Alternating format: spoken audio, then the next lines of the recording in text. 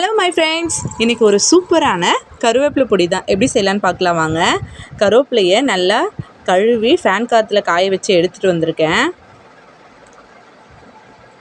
நான் என் பையனுக்கு சாதம்லாம் இதில் தான் செஞ்சு தருவேன், அதனால் இன்றைக்கி இந்த ரெசிபி போடுறேன். எள்ளு வந்து 4 ஸ்பூன் எடுத்திருக்கேன், மிளகு, சீரகம், உளுத்தப்பருப்பு 4 ஸ்பூன், 6 காஞ்ச மிளகா, 8 பல் பூண்டு, 4 ஸ்பூன் அளவுக்கு கடலைப்பருப்பு எடுத்திருக்கேன். இப்போ வாங்க எப்படி செய்யலான்னு பார்க்கலாம்.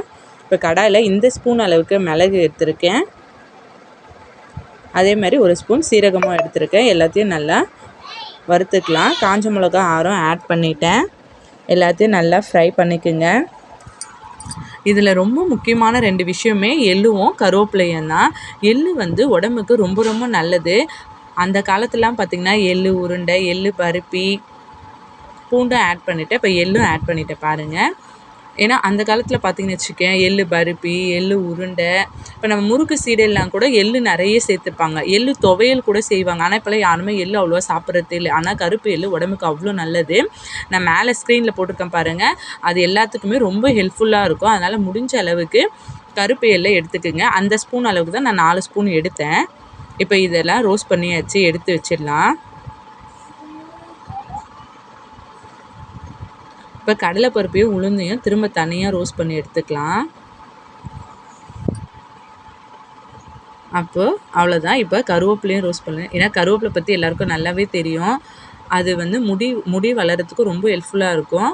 இரும்பு சத்து அதிகமாக இருக்குது. அதாவது வந்து ஃபோலிக் ஆசிட் அப்படி சொல்லுவாங்களே, அதான் நிறைய இருக்குது. பாருங்கள், கருவேப்பிலையும் நல்லா ரோஸ்ட் பண்ணிவிட்டேன். இப்போ எல்லாத்தையுமே ஆற வச்சுட்டு அரைக்கலாம். இன்னும் கொஞ்சம் நேரம் ஃப்ரை பண்ணுங்கள். அவ்வளோதான், இப்போ ரெடி ஆகிடுச்சி. பார்த்திங்களா, இப்போ கொஞ்சம் கூட ஈரம் இல்லை, கொஞ்சம் உடையிற மாதிரி இருக்குல்ல, அவ்வளோதான்.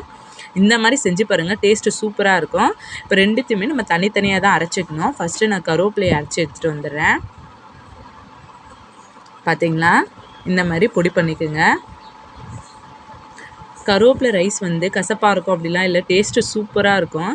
இப்போ பாருங்கள், பவுடரையும் அரைச்சிட்டு வந்துட்டு இதோட கலந்துட்டேன். நான் நல்லா கொரப்பாக அரைக்கணும். பார்த்தா தெரியுதா? நெக்ஸ்ட்டு வீடியோவில் இந்த ரைஸ் எப்படி செய்யணும்னு சொல்லிட்டு போடுறேன். கண்டிப்பாக ட்ரை பண்ணுங்கள், ரொம்ப ஹெல்த்துக்கு நல்லது. குழந்தைங்களுக்கு எல்லாமே சத்தும் நமக்கு கிடைக்கணும், அதனால தான். ஏன்னா கருவேப்பிலெல்லாம் நம்ம தாளிச்சிட்டு அதை தூக்கி போட்டுடுவோம். ஆனால் அதில் எவ்வளவோ ஹெல்த் பெனிஃபிட் இருக்குது. பிடிச்சா லைக் பண்ணுங்கள், மறக்காமல் சப்ஸ்கிரைப் பண்ணுங்கள். தேங்க்யூ.